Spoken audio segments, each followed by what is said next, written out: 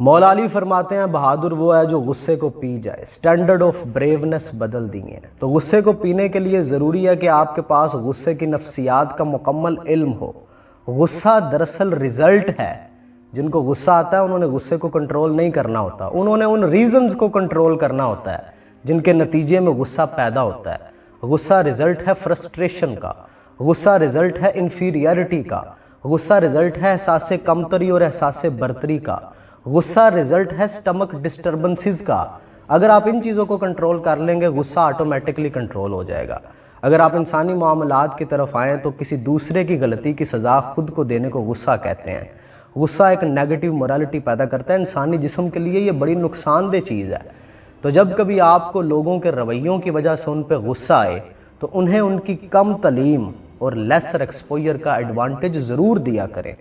کچھ دن پہلے میں گاڑی میں ٹریول کر رہا تھا، لوکل گاڑی میں، تو وہ جو کنڈکٹر تھا اس نے 4-5 دفعہ میری سیٹ چینج کروائی کہ بھائی آپ یہاں آ جائیں، یہاں آ جائیں، یہاں آ جائیں۔ ایک اور صاحب سے بھی اس نے 2 دفعہ کہا کہ آپ اپنی سیٹ بدل دیں، وہ بندہ وہاں غصہ کر گیا۔ دیکھیں ہمیں یہ سمجھنا ہوگا کہ وہ بندہ گھر سے نکلا ہے اپنے بچوں کی روزی کمانے کے لیے، اس کے لیے 50 یا 100 روپے زیادہ اہمیت کے حامل ہیں۔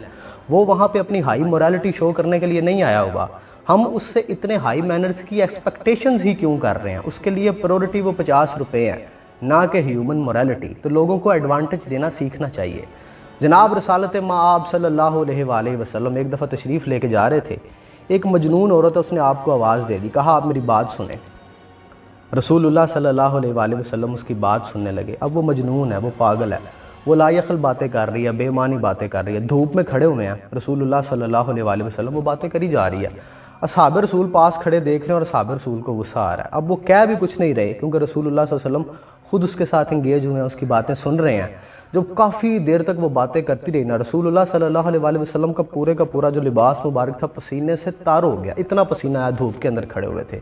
پھر وہ خاتون چلی گئی تو اصحاب رسول گئے، کہا یا رسول اللہ آپ اسے منع کر دیتے، وہ تو پاگل تھی۔